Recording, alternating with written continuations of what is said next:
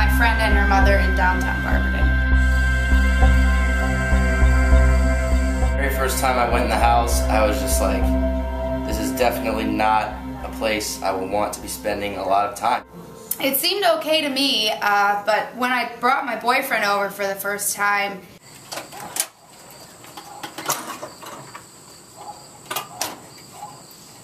he just stood in the doorway. I didn't even realize I was doing it. I just kind of didn't feel like I was welcomed. The house just had a don't enter me feeling to it. The house had 3 bedrooms, a bathroom, and an attic, which all connected.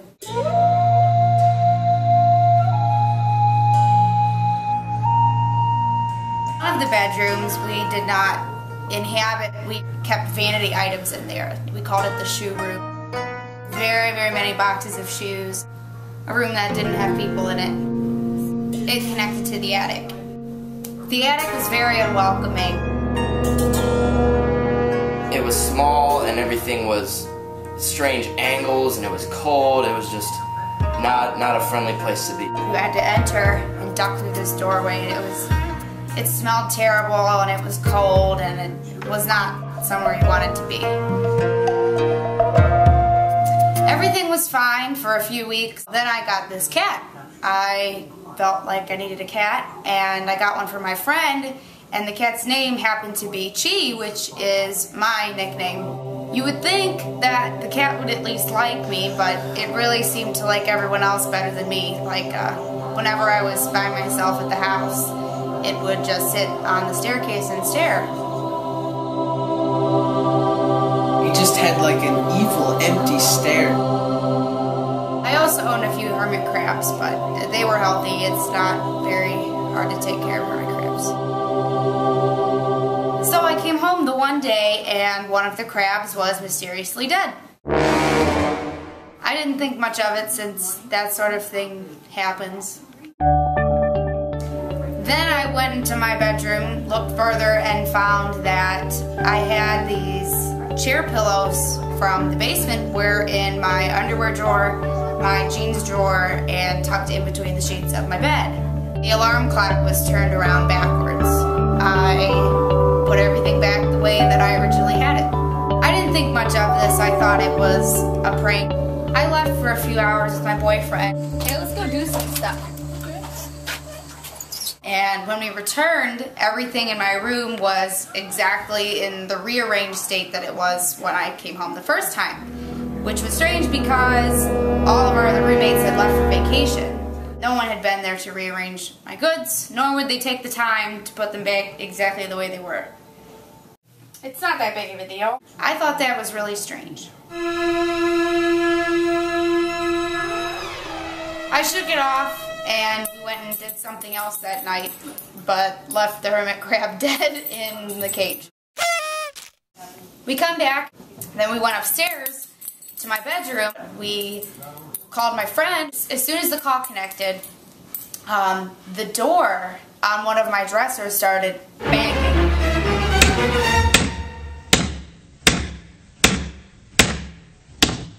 And it was enough that I couldn't hear my phone call, so I hung up and we just watched this handle bang and bang and bang and bang. About 90 seconds later, it stopped. We tried to recreate it as best we could. Jump on the bed. Jump on the floor. I even shook it itself. And nothing would make it move more than once or twice. Pushing it. Nothing did it to the extent that it had been doing it on its own. There was no physical possible explanation for it. And it did nothing but perplex us the rest of that night. I don't know what that was. I don't know either. What just happened? The next night, I come home from work, and clearly no one is home. They were still on vacation. The cat was being distant as usual. We went upstairs to go watch TV and go to sleep. Let's go to bed. Surprisingly, the cat followed us into the room and made its way under the bed. We shut the door. Went went to plug in my cell phone and Carl said, "Did you lock the door downstairs?" and then I said, "Yeah, of course I locked the door." I heard somebody coming up the stairs. There was definitely somebody inside the house. The footsteps came up the steps and down the hallway and stopped outside my bedroom. And we were terrified because what was out there? We knew something was outside of the door. Then we hear the cat meow underneath my bed for the first time. And so we kind of laughed. Okay, well, there's the cat. Then the hermit crab that had died came back to life. It came out of its shell and was trying to climb the cage and escape. I wasn't sure what to make of that. So I said, "Hello, is someone there?" And then somebody began shaking the door handle furiously.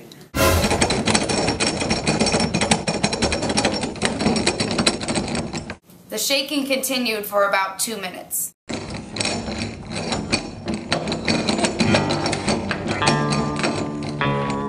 Then we heard the footsteps go across the hall towards the bathroom. The only thing on the counter was this plastic comb, and I heard it being picked up and dropped over and over again. Then it turned the sink on full force. Then the footsteps came back to our door and began knocking. The thing then returned to the bathroom and started up the bathtub full blast. And then it turned off. We were absolutely horrified. It returned to the door again. And she says aloud, "Please stop!" And we heard it run down the hallway and slam. It fist punched the door. I was too scared to cry. The thing then went next door into the shoe room and started tearing through the shoes, throwing clothes off the hangers and bumping against the wall. For the next hour, the thing kept returning back to our door, going into the shoe room, going back into the bathroom, over and over again. But it never went into the homeowner's room. These things proceeded to torment us for a solid hour.